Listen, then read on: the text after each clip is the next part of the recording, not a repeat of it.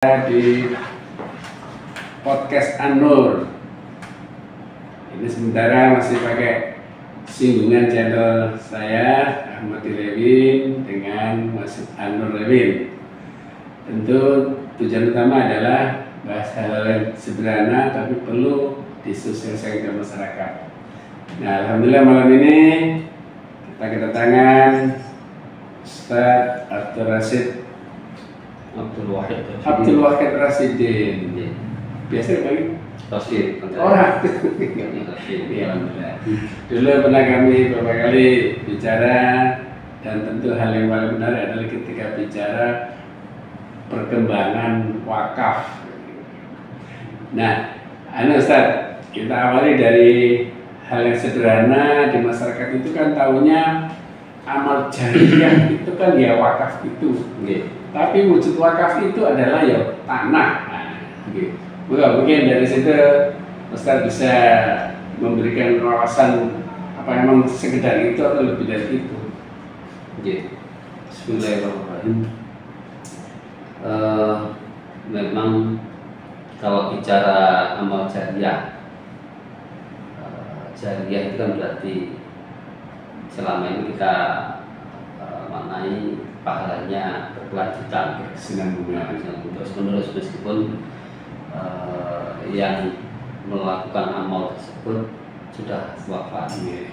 Memang itu didasarkan pada sabda Rasul, idza matal insan atau idza mata ibnu adam inqata amaluhu illa min thalath, shadaqatin jariyah aw ilmin yuntafa bih aw waladin shalihin yad'u lahu.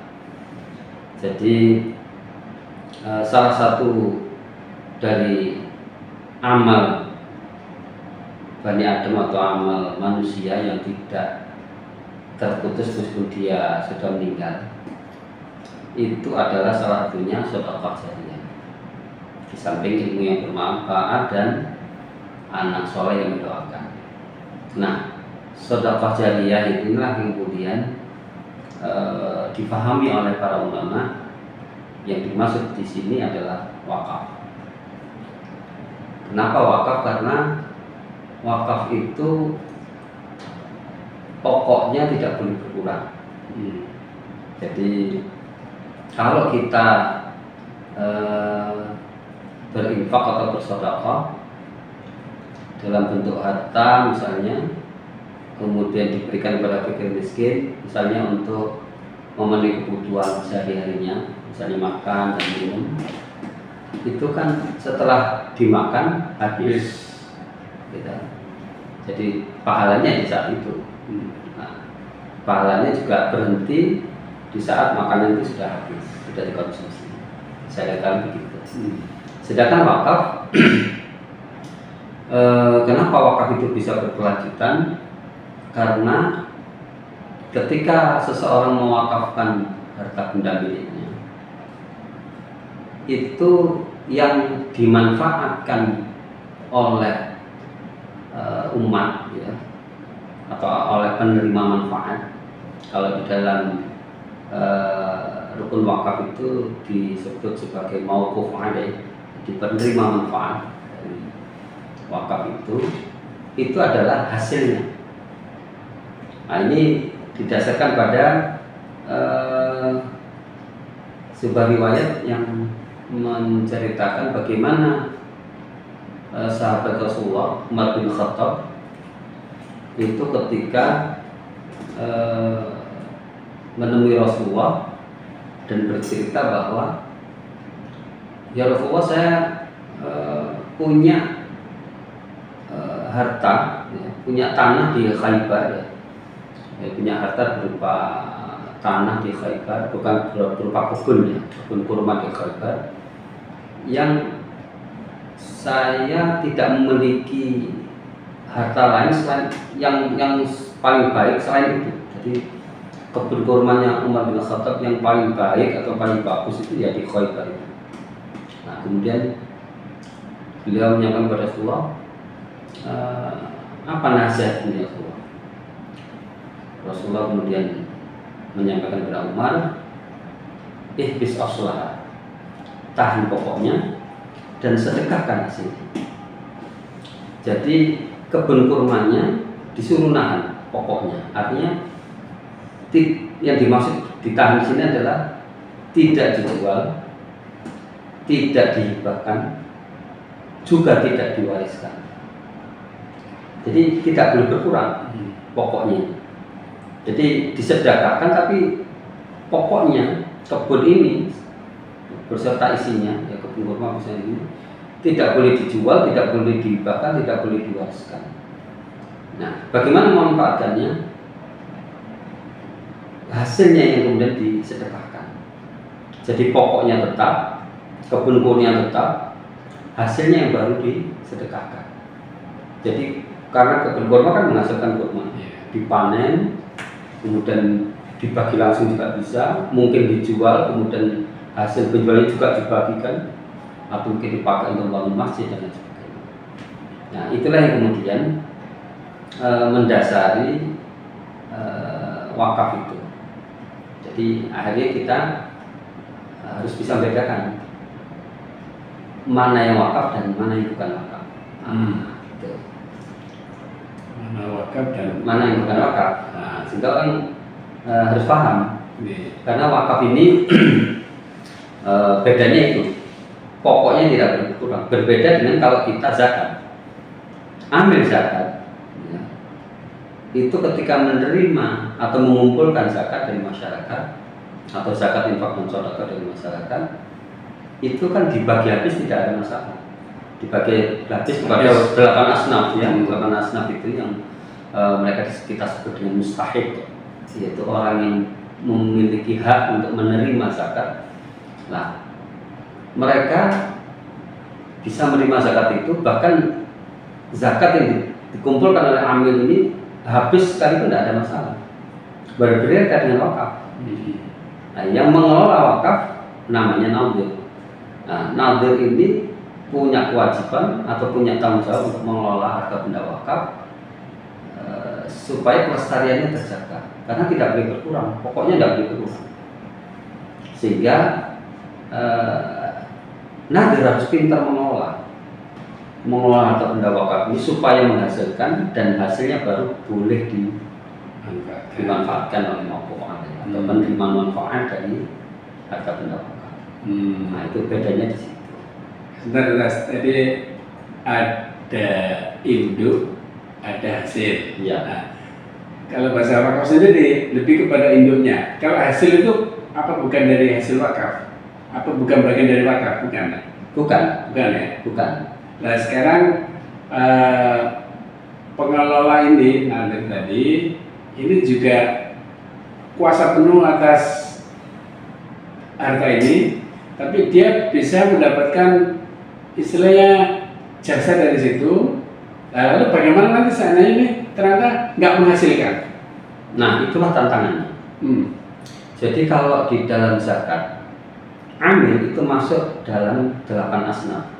Ya, 8 asnaf itu kan salah satunya termasuk amil.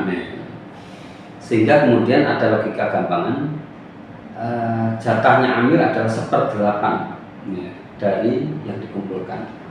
Gampangannya dari 8. Dalam prakteknya tidak harus persis 1/8. Nah, sedangkan wakaf, nadir sebagai pengelola boleh juga memanfaatkan dari hasil pengelolaan ini menurut undang-undang yang berlaku, menurut regulasi yang berlaku di negara kita, disepakati tidak boleh lebih dari 10% dari hasil. Nah, inilah tantangan bagi nadir untuk mengelola. Bagaimana dia bisa mengelola harta benda wakaf ini dengan sebaik-baiknya sehingga menghasilkan, dan hasilnya kemudian bisa dimanfaatkan oleh mauquf alaih, dalam hal ini masyarakat ya. Jadi tantangannya di situ memang. Makanya lebih berat mengelola wakaf daripada mengelola zakat. Nah, itu lebih berat karena dia harus bisa menjaga pokoknya. Jadi pokok tidak boleh berkurang. Ya, sebentar, saya balik lagi ke tadi pemahaman masyarakat awam itu adalah wakaf ya tanah. Tapi sekarang ada istilah aset. Nah, itu macam-macam di sini ya. Dan ternyata ada, karena sudah ada aturan ya, terkait dengan begitu. Nah, mungkin secara umum saya beri gambar bahwa bukan sekedar tanah itu apa? Nah, kalau berbicara harta benda yang bisa diwakafkan, ada dua. Jadi sekarang kita berbicara harta benda apa saja yang bisa diwakafkan. Ada dua, yaitu harta benda bergerak dan harta benda tidak bergerak. Harta benda tidak bergerak, contohnya tanah, bangunan. Misalnya kita bangun masjid sendiri, baru kita kemudian wakafkan. Kita bangun pesantren sendiri, baru kemudian kita wakafkan. Kita bangun sekolah sendiri, kemudian kita wakafkan. Ini harta benda tidak bergerak yang juga bisa diwakafkan. Ada juga harta benda yang bergerak. Bergerak ini dibagi dua, bergerak dalam bentuk uang dan bergerak selain uang. Jadi bisa berwujud uang, bisa wakaf uang. Wakaf uang Disebut wakaf uang. Lalu kalau contoh yang bukan uang? Yang bukan uang misalnya hak atas kekayaan intelektual, haki. Oh, itu bisa diwakafkan? Bisa. Salah satu apakah saya sebutnya mungkin komposer musik ya. Jadi ada komposer musik di Surabaya kalau tidak salah itu, dia menghasilkan banyak lagu. Yang itu otomatis ada royaltinya. Beliau mewakafkan hakinya, hak atas kekayaan intelektual itu, sehingga royalti itu kemudian hasilnya bisa dimanfaatkan. Oh, bisa. Luar biasa. Nah, kalau tadi uang, memiliki uang. Nah, uang juga demikian. Uang kalau menurut regulasi itu diatur dalam bentuk rupiah. Jadi kalau uang kita mau mewakafkan di Indonesia, uang yang masih berbentuk dolar atau real atau apa ya, itu dirupiahkan dulu, baru diwakafkan. Dalam bentuk uang juga demikian sama. Karena wakaf itu pokoknya tidak boleh berkurang, maka uang ini misalnya saya mewakafkan 1 miliar, maka uang 1 miliar ini tidak boleh kemudian langsung digunakan, tetapi harus diputar dulu. Hasil dari memutar uang ini, mengelola uang yang 1 miliar ini baru boleh dimanfaatkan. Jadi intinya itu, bedanya wakaf dengan zakat itu di situ. Jadi bahkan dalam bentuk uang sekalipun tidak boleh uang ini langsung digunakan.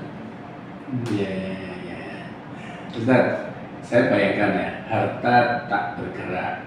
Tentu ya apapun risiko ada, tapi risikonya tipis untuk harta tak bergerak hilang. Tapi kalau uang, apa enggak demikian mudahnya hilang? Nah, ini yang memang perlu kita antisipasi. Salah satu yang memiliki resiko di dalam pengelolaan memang uang, karena uang mengalami penurunan nilai, maka itu apa istilahnya? Devaluasi ya. Devaluasi masa uang. Nah, penurunan nilai ini harus dipahami oleh nadir yang mengelola. Bahwa misalnya kita ketahui uang 1 miliar tahun ini dengan 5 tahun ke depan atau bahkan 10 tahun ke depan, pertanyaannya turun nilainya tetap atau berkurang umumnya. Kalau Indonesia turun ya kan begitu. Nah, oleh karena itu ada strategi pengelolaan yang menurut saya bisa dipakai ya, yaitu ketika seseorang mewakafkan harta bendanya dalam bentuk uang, itu lebih baik dikruskan dulu dengan emas. Misalnya saya mewakafkan 1 miliar, kalau diberikan emas dapat berapa gram? Ya, kalau sekarang 1 juta, anggap 1 juta. Meskipun sekarang sudah 1 juta lebih ya. Saat ini cowok 1 juta lebih. Karena saya cek atau dapat informasi 1 juta lebih. Anggap 1 juta. 1 miliar berarti dapat 1000 gram atau 1 kilo. Ya toh? Nah, ini jadikan patokan. Uang 1 miliar, kalau anggap saja dalam 1 miliar ini dapat 1 kilo, maka 1 kilo ini kita jadikan patokan sebagai pokok yang tidak boleh berkurang. Jadi ketika kemudian nadir mengelola memutar uang ini ya dalam bentuk apapun, apakah dalam bentuk saham atau apa ya, deposito syariah atau sukuk ya dan sebagainya, kemudian menghasilkan misalnya dalam jangka 3-4 tahun atau 5 tahun misalnya ada hasil sekian ratus juta misalnya, maka sebelum ditasarufkan kepada maquf alaih atau sebelum dibagikan atau dimanfaatkan, nah, itu dihitung dulu. Setelah berjalan 3-4 tahun ketika mau dibagikan, dihitung dulu. Pokoknya sekarang berapa? Misalnya emas setelah 3-4 tahun ke depan 1 kilo itu sama dengan 1 miliar 100 juta. Ya berarti 1 miliar 100 juta ditahan sebagai pokok. Nah, ada hasil sisanya, misalnya dapat hasil 1 miliar 400 juta, maka yang 1 miliar 100 juta menyesuaikan dengan harga emas saat itu, sisanya yang 300 juta baru bisa dimanfaatkan. Nah, seperti itu kira-kira caranya. Nah, tadi ini contoh penurunan nilai. Ya. Yang berikutnya ini istilahnya mungkin berkait dengan tata kelola kelembagaannya ya, karena saya tadi sederhana bertanya itu uang kan bisa dicuri. Betul. Nah, dengan tanah sama itu kan nggak bisa di sini. Meskipun masih ada juga potensi itu, tapi uang begitu mudahnya di sini. Nah, ini terkait dengan nanti mungkin pertanyaan berikutnya lembaga. Nah, ini Ustaz, apakah ini yang terutama yang paling gampang tadi kan uang atau tadi yang non uang, tapi begitu mudahnya dilakukan. Nah, ini penyerahan akad wakaf ini memang orang-orang bisa begitu langsung atau memang harus oleh sebuah lembaga? Nah, ini apa nih? Menyerahkan wakaf. Iya, gitu. Oh ya. Negara kita sudah mengatur ya, bagaimana mekanisme wakaf ini. Untuk harta benda tidak bergerak seperti tanah ya, paling sering kan orang mewakafkan tanah. Yeah. Itu dulu kita cukup mendatangi kantor urusan agama atau KUA dengan membawa bukti-bukti ya, terkait harta benda yang mau kita wakafkan. Jadi kalau itu tanah, maka sertifikat tanahnya kita bawa, kita tunjukkan kepada kepala KUA. Kebetulan kepala KUA ini secara ex officio dia juga menjabat sebagai PPAIW, pejabat pembuat akta ikrar wakaf. Oh. Ya, jadi kepala KUA tugasnya tidak hanya mencatat pernikahan ya, tapi juga dia mempunyai kewajiban untuk mencatat proses wakaf. Jadi seperti Pak Camat sebagai pejabat wakaf. PPAT ya, itu misalnya ya. Jadi kalau kepala KUA dia ex officio juga sebagai PPAI, pejabat pembuat akta ikrar wakaf. Nah, kemudian kita juga ngajak 2 orang saksi. Nah, di situ kemudian terjadi proses ikrar wakaf ya, di hadapan kepala KUA, disaksikan 2 orang saksi, ditunjukkan bukti-bukti kepemilikan ya, atas harta benda yang diwakafkan. Nah, kemudian dituliskan dalam bentuk akta ikrar wakaf. Dulu begitu. Sekarang lebih canggih lagi. Sekarang sudah ada aplikasi eAIW, elektronik akta ikrar wakaf. Oh ya. Nah, dalam eAIW ini calon wakif atau calon nadir bisa kemudian menginput terlebih dahulu data-data yang akan diwakafkan. Jadi termasuk data wakifnya siapa, ya, namanya dan sebagainya. Kemudian nadirnya nanti siapa, apakah nadirnya perseorangan, badan hukum atau organisasi. Kemudian harta benda yang mau diwakafkan apa, kalau tanah SHM-nya nomor berapa, kalau bukan SHM letter C nomor berapa dan sebagainya. Nah, jadi sekarang lebih bagus lah, sudah ditata lebih bagus sehingga nanti dokumen-dokumen wakaf itu tidak seperti dulu.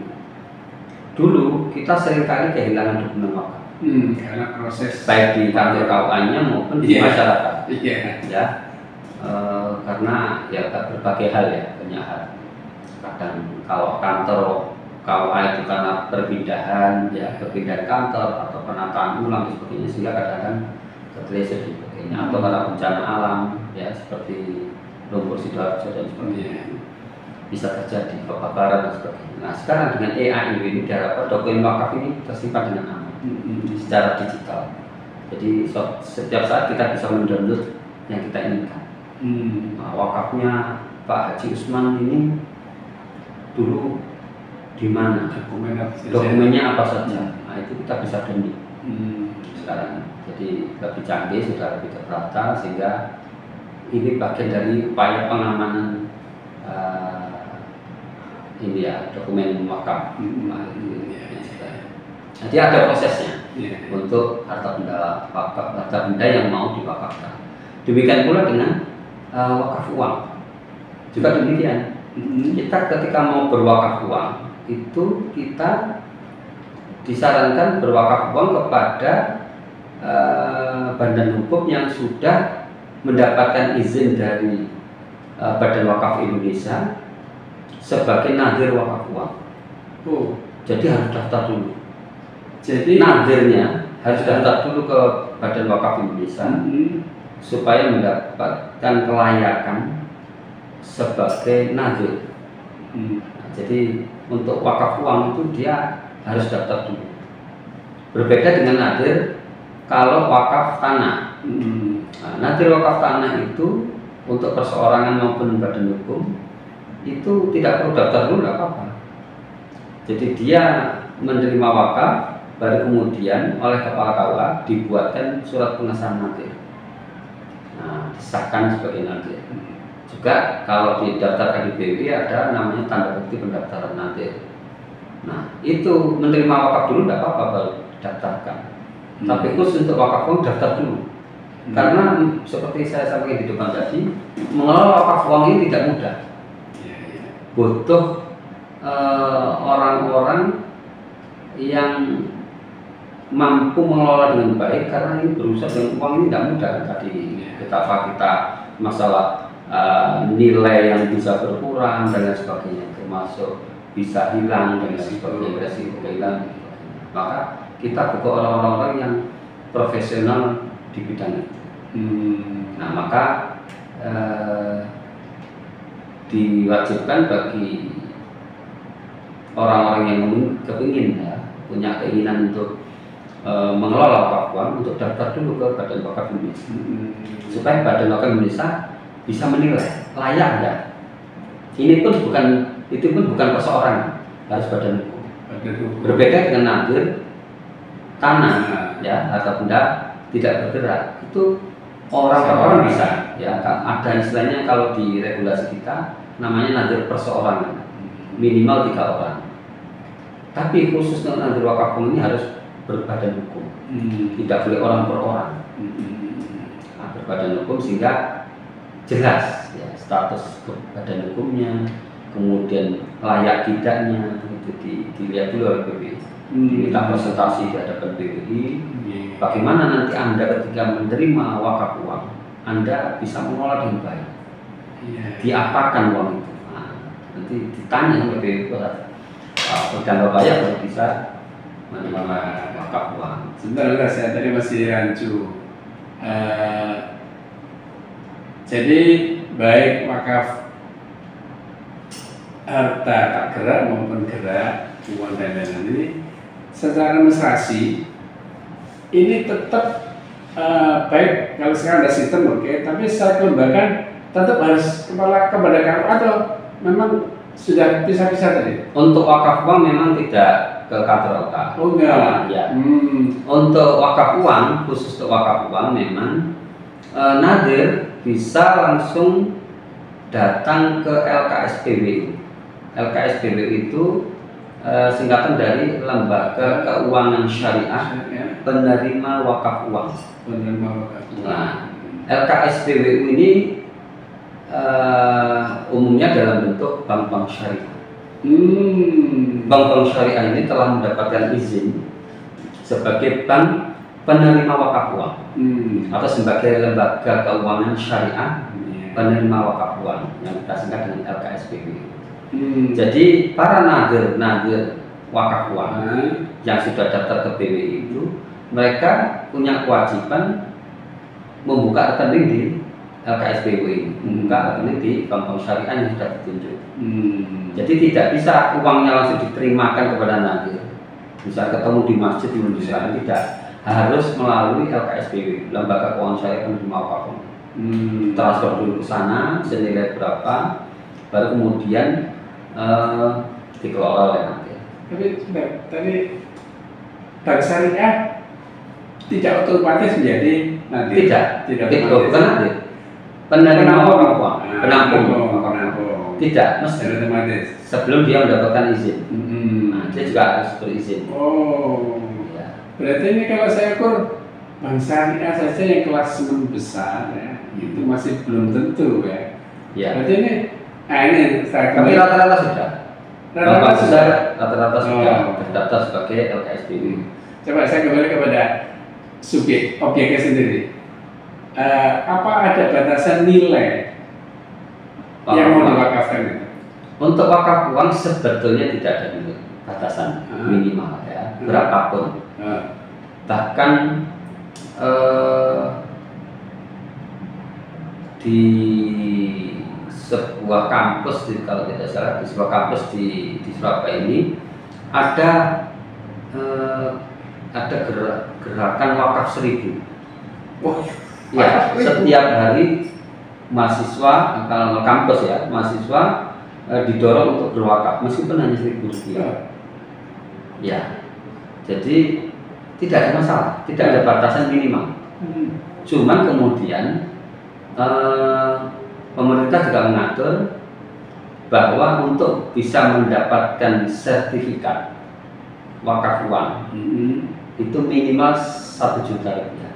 Minimal 1 juta. Minimal 1 juta rupiah baru dapat sertifikat wakaf uang. Nah, tapi kalau kurang dari itu tidak. Ya supaya tidak terlalu banyak ya. 1000 dapat 1 juta dapat juga ya. Jadi minimal 1 juta rupiah baru dapat sertifikat wakaf uang. Tapi saya bayangkan 1 juta pun begitu banyak kan nanti sertifikat itu. Kan tidak per 1 juta. Ada yang langsung 5 juta. Maka kami dapat sertifikat wakaf senilai 5 juta. 1 miliar ya senilai tidak per 1 jutanya. Ustaz, mungkin bisa memberi gambaran ini ya. Cara ini masih ngambang. Mungkin adalah sebuah contoh yang paling dekat dengan masyarakat mengenai wakaf uang ini. Memang berbicara wakaf uang ini seperti tadi saya kasih gambaran kan harus ada proses itu, ada mekanisme semacam itu harus dilalui ya, daftar dulu dan sebagainya. Ada kemudian yang disebut dengan wakaf melalui uang. Beda ya, wakaf uang. Beda. Dengan wakaf melalui uang. Nah, menarik ya. Jadi istilah wakaf melalui uang ini baru beberapa tahun terakhir ini mulai digulirkan. Meskipun mungkin dalam praktek sudah lama dijalankan. Tapi secara regulasi itu baru akhir-akhir ini aja kemudian mulai digulirkan. Jadi kalau dulu orang pilihannya wakaf bergerak atau tidak bergerak ya, bergerak dalam bentuk uang dan selain uang. Nah, lantas ada muncul istilah wakaf melalui uang. Nah, wakaf melalui uang ini harus dipahami bahwa uang ini hanya sebagai sarana saja, perantara saja. Jadi yang sebenarnya diwakafkan bukan uangnya, tapi harta benda yang dibeli dari uang tadi. Contoh kalau tidak salah, saya pernah melihat ketika perjalanan ke Malang ada tulisan besar-besar, masjid dijual. Karena betul itu karena ya. Nah, kemudian sedikit mengasih ternyata masjid ini butuh perluasan tanah. Oh, Untuk masjid. tanah. Ya, kalau yang saya pahami begitu. Jadi masjid butuh perluasan tanah, maka masjid membutuhkan dana. Maka dijuallah tanah-tanah ini mungkin per meter ya, per meter sekian, per meter sekian, per meter sekian. Misalnya per meter anggap 5 juta rupiah. Maka kita membayar senilai 5 juta rupiah kepada nadir misalnya ya, nadir mengelola masjid tersebut. Ini saya berwakaf uang senilai 5 juta rupiah untuk diberikan tanah 1 meter. Ada yang bayar 5 juta kali 10, 50 juta berarti dapat 10 meter tanah. Maka ini yang disebut dengan wakaf melalui uang karena endingnya jadi tanah. Jadi pada hakikatnya dia sedang berwakaf tanah, harta benda tidak bergerak. Cuman kalau dia mewakafkan harta tidak bergerak ini sesuai yang dimiliki, misalnya Pak Ahmadi tinggal di sini, kemudian punya tanah di sini, sedangkan yang butuh masjid di Malang, kan tidak mungkin tanah ini dibawa sama. Karena tidak mungkin, maka masjid sudah melihat, memetakan daerah sana. Di sebelah masjid kebetulan ada tanah kosong yang bisa dibeli untuk perluasan masjid. Nah, supaya orang tetap bisa berwakaf harta benda tidak bergerak berupa tanah, ini tidak mungkin kemudian prosesnya diperpanjang. Jadi misalnya cari pembeli dulu, yang pembeli itu mau mewakafkan, nah, susah juga. Ya kalau ada yang mau beli atau ada yang punya harta sebanyak itu, misalnya nilainya semakin mahal besar itu karena luas, misalnya seluas 3.000 meter. Nah, untuk beli 3.000 meter kali 5 juta per meter kan sudah lumayan. Cari wakif yang mau membeli seperti itu mungkin susah juga. Nah, ada strategi untuk kemudian dalam bentuk wakaf melalui uang. Ya sudah, saya mampu 1 meter 5 juta, bayar 5 juta. Saya 2 meter 10 juta, terus begitu habislah 3.000 meter persegi itu dari wakaf uang jamaah atau siapapun yang ingin berwakaf uang, yang kemudian karena diberikan tanah menjadi wakaf melalui. Tapi ini apa ya? Sebuah terobosan atau memang sudah aturan yang melandasi? Ini terobosan. Oh, terobosan. Saya terobosan. Karena secara regulasi yang dulu belum ada. Belum ada. Disebutkan wakaf melalui uang. Tapi nampaknya itu sebuah kebutuhan. Ya toh, ya seperti yang saya katakan tadi. Masjid yang perluasan, tapi tidak mungkin cari wakif yang mau beli sesuatu itu. Susah. Kalaupun ada susah cari orang yang punya harta yang cukup untuk langsung membeli semua dan mewakafkan semua. Nah, maka ada strategi meringankan. Tapi Ustaz, saya masih belum ada gambarannya. Ini berarti itu karena terobosan ya. Jadi secara administrasi itu ya belum masuk ke kelompok ini tadi ya, pengelola wakaf yang ditunjuk pemerintah. Nah, nanti secara administrasi bisa disepakati. Setelah uang ini terkumpul, misalnya senilai 5 juta kali 3.000 meter tanah yang tadi mau dibeli, yang ketemu berapa ya? 3.000 kali 5 juta, berarti berapa? 1,5 miliar atau 15 miliar. Ya. Maka kemudian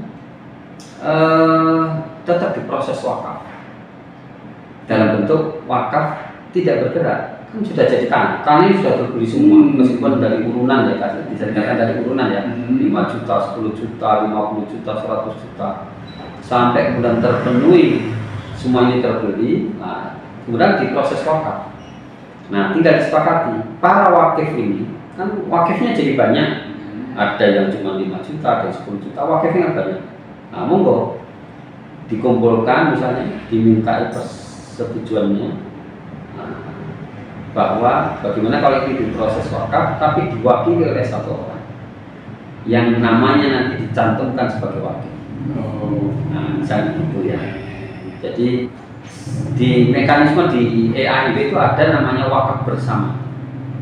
Ada wakaf bersama. Jadi semua orang yang bersama-sama mewakafkan itu bertanda tangan di situ. Tapi nanti di dalam pernyataan bertanda tangan bersama-sama. Tapi nanti di akta ikrar wakaf cukup diwakili satu orang yang disepakati di lembar itu sebagai orang yang mewakili. Jadi cukup nanti di akta ikrar wakaf tetap satu orang. Tapi satu orang ini mewakili jamaah atau banyak orang yang bersama-sama mewakaf. Contoh paling gampang, kalau kita menerima warisan dari orang tua, 5 orang anak menerima 1000 meter dari orang tua. Nah, 5 orang anak ini berpikir, apakah mau dipotong-potong jadi 200-an ya untuk 5 orang, atau kita sepakat untuk diwakafkan saja. Nah, ini tidak utuh diwakafkan. Maka 5 orang ini bertanda tangan semua di dalam pernyataan wakaf bersama. Tapi nanti salah satu ditunjuk untuk mewakili bertanda tangan di akta itu. Sudah diatur seperti itu. Ya Ustaz, saya bolak-balik nih antara pemahaman masyarakat dan regulasi ya. Sekarang ada contoh lah, Mas Tani ini kalau membangun sesuatu juga dibuat wakaf pembangunan per meter 1 juta. Nah, ini sekedar istilah di masyarakat bahwa wakaf ini yang penting dapat amal jariahnya. Tapi apakah itu juga masuk kategori dalam regulasi pemerintah? Sebetulnya ketika masyarakat membangun ya, kemudian bangunan itu dimanfaatkan dan tidak berkurang pokoknya, maka bisa disebut wakaf. Ya. Masalahnya adalah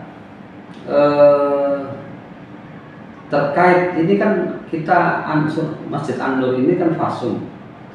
Nah, sedangkan bangunan di atasnya dari apa? Dari harta para jamaah atau infak per jamaah yang kemudian bisa dikatakan sebagai wakaf melalui uang. Memang untuk kasus semacam ini yang kita agak kesulitan bagaimana mengadministrasikan. Karena sementara administrasi kita itu lebih banyak bicara kalau harta benda tidak bergerak itu lebih seringnya berupa tanah. Sedangkan bangunan di atas tanah wakaf itu juga agak sulit. Ininya, bangunan di atas tanah itu seperti kita, seperti kita bangun rumah. Ketika kita menjual rumah kita, yang kita berikan sertifikat tanah, apa sertifikat rumah, apa sertifikat dua-duanya? Kalau umumnya sertifikat tanah, ya. Tapi kalau rusun itu ya bangunannya. Nah, begitu ya. Jadi problem di negara kita mungkin masih seperti itu. Kita menjual rumah, sebetulnya yang kita jual kan sertifikat tanah. Meskipun kemudian orang, oh iya ada bangunannya bagus ya. Kita bilangnya beli rumah, tapi sebetulnya sertifikat yang kita serahkan sertifikat tanah. Nah, itu problem itu. Bahkan ada yang beli di rumah dan tanah dirobohkan. Nah, betul. Akhirnya beli tanah. Betul.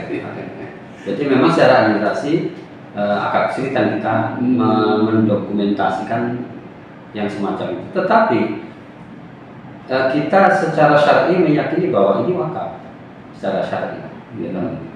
Saya yakin ini secara syar'i wakaf, karena uang yang dibayar, yang diinfakkan oleh para jamaah ini, kemudian diwujudkan dalam bentuk bangunan, dan bangunan ini berkelanjutan dimanfaatkan, ya toh, tidak dijual, tidak dihibahkan, tidak diwariskan, maka dia menjadi wakaf.